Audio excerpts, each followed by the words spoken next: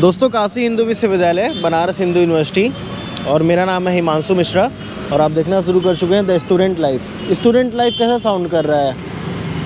Student life, हाँ, एक ऐसा चीज़ जो स्टूडेंट से रिलेटेड वो क्या क्या फेस कर रहे हैं या फिर उनका कॉलेज में क्या क्या चल रहा है उसके बारे में बता रहे हैं। पहली बार इस चैनल को जाना ना? हाँ, पहली बार ये मैंने जाना। क्या नाम है आपका? Flight cadet Priyanshu. Flight cadet Priyanshu ने फ्लाइट कैडेट जोड़ा है। मैं आपको बता दूं कि एनसीसी एयर में आपने सिलेक्शन लिया है ना? 7 यूपी एयर स्क्वाड में। ये एनसीसी एयर में सिलेक्शन कैसे मिलता है प्रियांशु?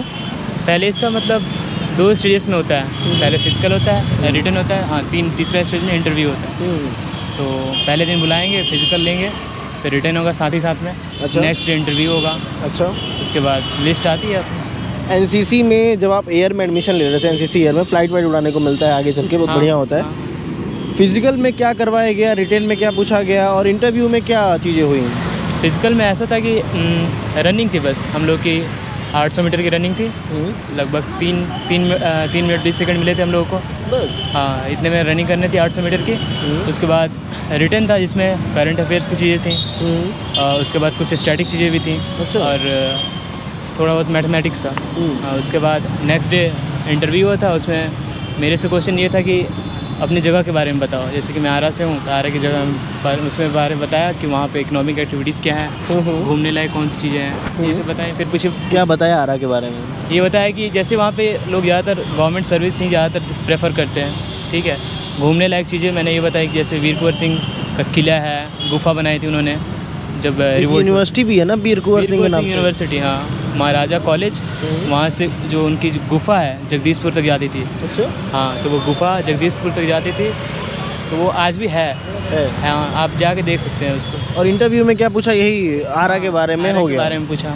उसके बाद बनारस के बारे में पूछा कि बनारस के बारे में बता दो क्या है। तो बताया कि हाँ, मैंने घूमा है यहाँ पे 10 अश्वमेध घाट, ये सब मैंने देखा यहाँ पे। मतलब हिंदू कल्चर से रिलेटेड कई चीज़ें थी। तो प्रियांशु, फीस कितनी लगी यार तो आपने एनसीसी एयर में एडमिशन लिया बीएचयू में? इसमें लगी शायद 25 रुपये लगी। 25 रुपये में एडमिशन मिल गया? हाँ, हो गया। कितना बढ़िया है। हाँ, CUET का पहला बैच 2022 पहला ही बैच है ना? कभी इसके पहले CUET नहीं ना हुआ? नहीं। क्या भाई? क्या नाम है? तेज प्रताप, फ्लाइट कैडेट तेज प्रताप। एक नंबर तेज प्रताप। जैसे तेज प्रताप वहाँ पे भी हैं, तेजस्वी तेज प्रताप। कैसे लगते हैं आपको तेज प्रताप लालू वाले? बढ़िया लगते हैं। बढ़िया लगते हैं। उनका एक ब्लॉग का भी चैनल है ना शायद, तेज प्रताप? मुझे तो जानकारी नहीं है उसका। नहीं है चैनल, झारखंड डायरेक्ट रिपोर्टिंग करती है उस पर। लेकिन हम पूछना चाहेंगे ना तेज प्रताप और प्रियांशु से कि CUET 2022 में हुआ और कितने नंबर आप लोगों ने पाए? कितने नंबर पाए? जैसे मेरा 400 में 312 था। 312 था? 312 था मेरा। आपका सर? 293 था। 293। किस कैटेगरी से बिलोंग करते हैं आप लोग? मैं तो SC से करता हूँ। SC से। आप सर? ST। SC ST। आज कंफर्म करने की कोशिश करेंगे कितना फीस लगता है, क्या सुविधाएं मिल रही हैं, और आप लोगों को कुछ पता है कितने कट ऑफ तक BHU में एडमिशन हुआ है सोशल साइंस में? मिनिमम शायद मेरे ख्याल से FMC के लिए 309 थे, जनरल के लिए 309 जनरल के लिए। बाकी ऐसे कैटेगरी वाइज सबसे लोएस्ट शायद 258 था ST का। 258? हाँ, ऐसे इसी के अप्रॉक्स था, कंफर्म नहीं पता, इसी के अप्रॉक्स। लेकिन आप लोगों ने बढ़िया नंबर लाया है। हाँ। तो इतना जनरल के आप लोगों को जनरल सीट में तो एडमिशन नहीं मिला? नहीं, जनरल सीट पे नहीं मिला। नहीं मिला। कैसे लाया ये 300 नंबर, 320 नंबर, 19 नंबर कैसे मिला ये? ऐसा कि प्रिपरेशन में हम लोगों ने खुद से की थी, कुछ चैनल्स का भी यूज़ किया था, यूट्यूब पे चैनल्स, उसके से गाइड लिया था। फिर मैंने एक बुक ली थी, रीजनल बुक की थी, करके आई थी, वो ओसवाल की थी, उससे गाइड लिया था थोड़ा। काम चल गया ओसवाल वाला? हाँ, काम चल गया। तो प्रियांशु एक बात बताओ यार कि अगर CUET में बढ़िया स्कोर करना है, अब तो आप आए होंगे BHU में, तो दोस्त भी आपको बताए होंगे, बहुत लोग टॉपर्स भी मिले होंगे, सबसे मैक्सिमम नंबर कितना आया किसी लड़की का है? कितना नंबर आया? 393 है लगभग। 393। अगर मान लीजिए इतना बढ़िया नंबर लाने के लिए क्या करना पड़ेगा? मेहनत करनी पड़ेगी, कोई स्ट्रैटेजी बनानी पड़ेगी। पहली बात तो 2 पेपर, मतलब अगर कोई BA के लिए, जैसे हम लोग आर्ट्स के हैं, सोशल साइंस के हैं, तो 2 पेपर आते हैं मिनिमम, एक इंग्लिश का मतलब एक लैंग्वेज और दूसरा जनरल टेस्ट।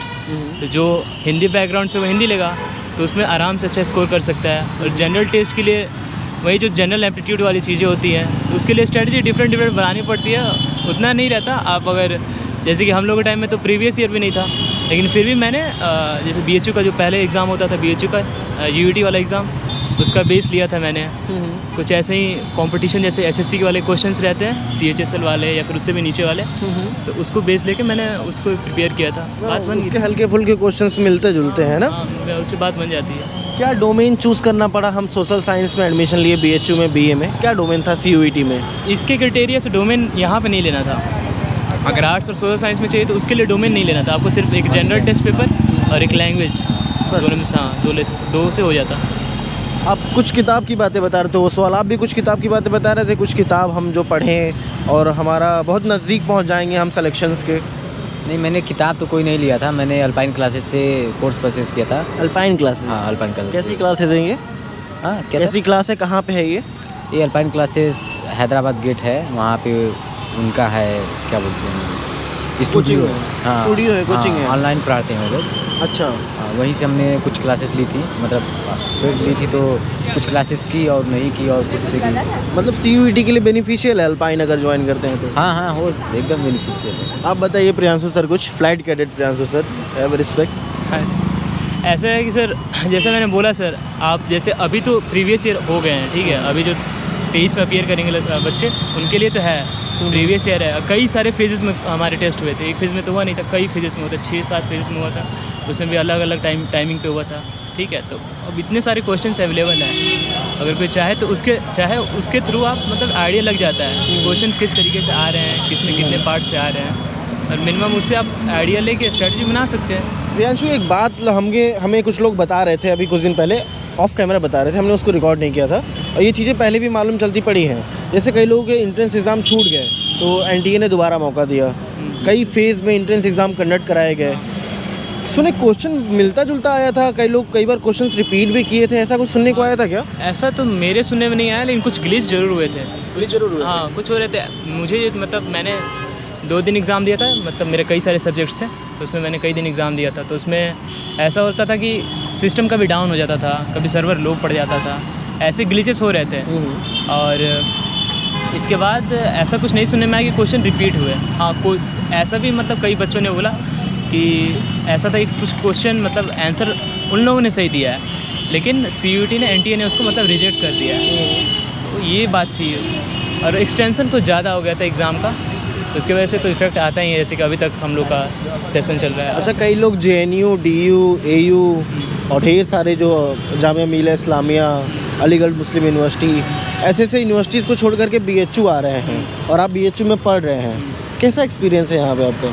यहाँ पे मतलब मेरा था कि मैं बीएचयू आऊँगा, ठीक है। एक तो मेरे जगह से, घर से पास है ये, ठीक है, पास में है, मतलब भोजपुर का हूँ मैं, तो ये 180 किलोमीटर अप्रॉक्स है, तो ऐसे ही घर पे भी ज़रूरत पड़ेगी तो मैं जा सकता हूँ। पहला रीज़न तो मेरा खुद का यही था, पहला रीज़न। हाँ, दूसरा ये था कि जैसे कि सर मेरे टीचर्स भी हैं, टीचर्स हैं मेरे, सीपी तिवारी सर, मतलब मेरे स्कूल के टीचर, वो यहीं से इंग्लिश का कोर्स करके गए, तो वो बताते थे कि यहाँ पे अपॉर्चुनिटीज़ बहुत अच्छी मिलती हैं, ठीक है। वो अपने समय में ये एग्ज़ाम के 7th रैंक होल्डर थे यहाँ के। अच्छा। हाँ, तो वो बताते थे, उन्होंने फिर कहीं कहीं गाइड किया है, जैसे कोर्स मुझे सेलेक्ट करना था, उन्होंने गाइड किया, फिर यहाँ के बारे में बताते थे कि यहाँ पे स्पोर्ट्स में भी स्कोप है, तुम कर सकता है, तो मैं अभी उसी में लगा पड़ा हूँ, और एनसीसी तो है ही अपनी, एनसीसी है ही। हाँ, तो सीपी सर यही है कि सीपी तिवारी सर को अपने आप कुछ बताएंगे कि उस समय जब वो पढ़ के यहाँ से गए थे तो कैसा था, अभी आप पढ़ रहे हैं तो वैसा फील हो रहा है कि हम बीएचयू में पढ़ रहे हैं, बढ़िया एजुकेशन हमें मिल रही है? सही तेज प्रताप?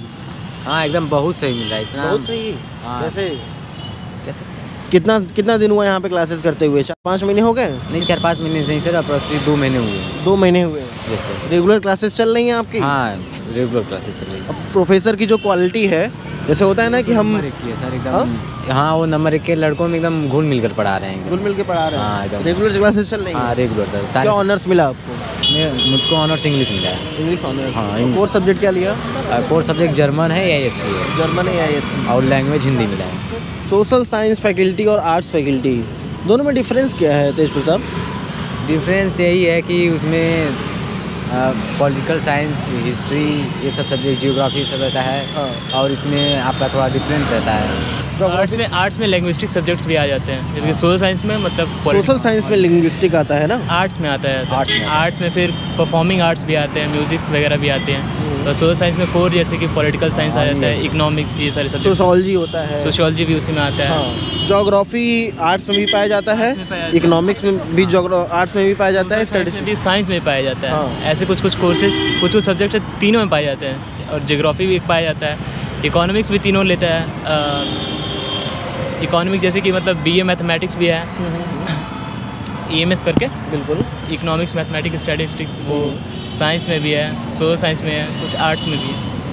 तो ऐसे करके सब्जेक्ट्स कॉमन आ जाते हैं सभी। तो साइकिल वाइकिल नया लेकर के घूम रहे हैं आप? हाँ, ये एक बात है कि जो नया रहता है, पहली बात तो रास्ता भटकता है बहुत बार, बहुत चलना पड़ता है। मेरी हालत उसी वजह से ख़राब हुई थी बहुत ज़्यादा। फिर लास्ट में मैंने कल ही परसों मैंने साइकिल ले ली। बहुत बड़ा कैंपस है ना? बहुत बड़ा कैंपस है, अभी भी पूरा एक्सप्लोर करना बाकी ही है। 2 महीने इनको पढ़ते हुए हो गए और प्रियांशु बोल रहे हैं, प्रियांशु फ्लाइट कैडेट हैं, फिर भी एक्सप्लोर नहीं कर पाए पूरा। फ्लाइट वाइट उड़ाने को मिला BHU में? सर अभी तो उसके लिए सेकंड ईयर से वो होगा। सेकंड ईयर से। NCC क्या सोच के NCC ज्वाइन किया तेज प्रताप? यही NCC में जाएंगे तो एक डिसिप्लिन जो होता है वहाँ बहुत अच्छी तरीके से सिखाते हैं। पहले नहीं सिखाया गया था? नहीं, मतलब वहाँ पे एकदम बना देंगे आपको आदमी। हाँ मतलब इतना मतलब अच्छे से आपको गाइड करते हैं और अच्छे से सब नियम का पालन करवाते हैं। अच्छा। कि आप आगे चल के गलती कर ही नहीं सकते उसमें। अच्छा। हाँ, रूल्स कोई भी रूल्स हो, सब रूल्स एकदम अच्छे से फॉलो करवाते हैं। अच्छा, सबसे अच्छी बात वहाँ पे ये है कि सर यूनिटी का पता चलता है। ठीक है, मिस्टेक एक की रहती है, सबको बराबर पनिशमेंट मिलता है, चाहे आप जैसे कोई एक लेट हुआ पनिशमेंट तो सबको बराबर मिलता है। तो यूनिटी बात तो सबसे पहले देखी जाती है। डिसिप्लिन जैसे हमारा मोटो भी है, यूनिटी एंड डिसिप्लिन।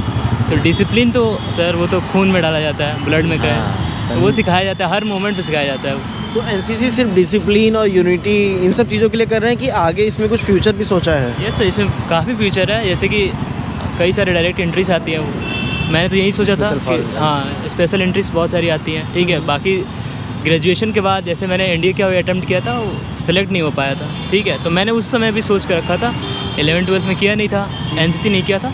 मैंने सोचा था कि अगर नहीं होता है NDA तो मैं ग्रेजुएशन में NCC करूँगा। करूँगा मैं पहले से डिसाइड था। ठीक है, फिर मैंने पता किया था।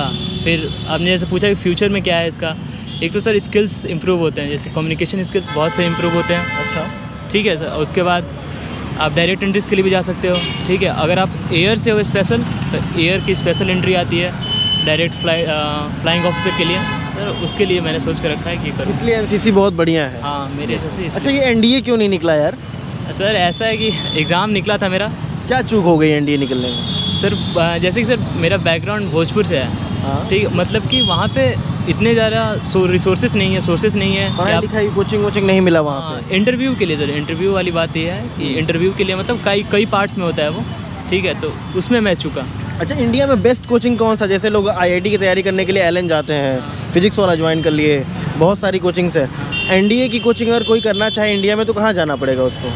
सर ऐसी बात है सर कि मैं मैंने कोई स्पेशल कोचिंग भी नहीं ली थी। ठीक है, ऐसा है कि सर गाइड करने वाला अच्छा होना चाहिए, जो इस फेज से गुजरा है। ऐसा कोई भी टीचर जिसने इस एग्ज़ाम को सही से एनालाइज़ किया है NDA को, अगर वो आपको बताता है तो आपको सही बताएगा। ठीक है, अगर आपके नज़र में किसी को भी ऐसा कोई है नहीं कि स्पेशल कोई कोचिंग ही ज्वाइन करे तभी होगा। कोचिंग गाइडेंस देती है, कोई बेस्ट कोचिंग नहीं होता, कोई ख़राब कोचिंग नहीं होता। कोई ख़राब नहीं होता, जो गाइड करता है सही से वो आपके लिए सही होता है। यहाँ पे आने वाले लोगों को आप क्या बोलना चाहेंगे कि ये सब बढ़िया है, CUET से BHU लोग क्यों चुने?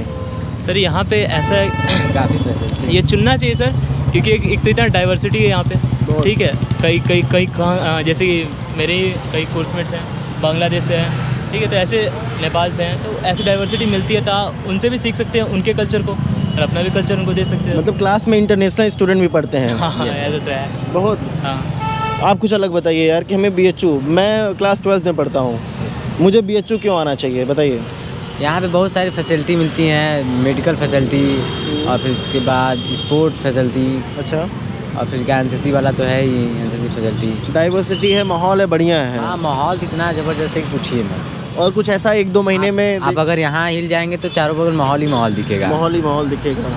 हाँ भाई, कुछ ऐसी समय आएगा आपको, मतलब सीनियर, मतलब सर लोग बता रहे थे कि सीनियर आपको भड़काएंगे, मतलब कुछ बोलेंगे, ऐसा नहीं, मतलब कुछ रैगिंग वैगिंग नहीं होती यहाँ पे ना? ऐसा कुछ नहीं। सीनियर सपोर्ट करते हैं, मतलब मदद करते हैं। मेरे तो खुद सीनियर्स अच्छे से हमको बताते हैं कि आप सीनियर ही है आपके। हमारे पास तरफ क्यों घुमा रही हो? चाचा बगल में खड़े हैं, बोल रहे मैं भी सीनियर। हाँ सीनियर है, ये भी तो आपके सीनियर ही है। हाँ, आप सीनियर ही हो गए ना सर। इधर नहीं, हमारे तरफ नहीं करना। गाँव हो गया ना, अब ले लिया। चलिए और सब बढ़िया। ठीक है सर। चाचा लोग बहुत ही जान पहचाने हैं, 2-3 सालों से हम काम कर रहे हैं तो बहुत लोग जानने पहचाने लगे हैं। तो आफ्टर ऑल मोटिवेशन, लोगों को लगता है ना कि आप मोटिवेशन कहाँ से पाते हैं, आपको मोटिवेशन कहाँ से मिलती है? वो तो खुद से ही मिलती है। Self motivation? हाँ, मुझे खुद से ही मिलती है, माता पिता से। माता पिता से? हाँ, माता पिता से मिलती है तो सेल्फ कहाँ से हुआ? मतलब वही माता पिता से मुझे मिलती है। क्या होता है सेल्फ मोटिवेशन? ज़रूरत होता है कि मोटिवेशन कहीं और से मिल रहा? प्रेरणा हमें कहाँ से मिलती है, आपको कहाँ से मिली प्रियांशु?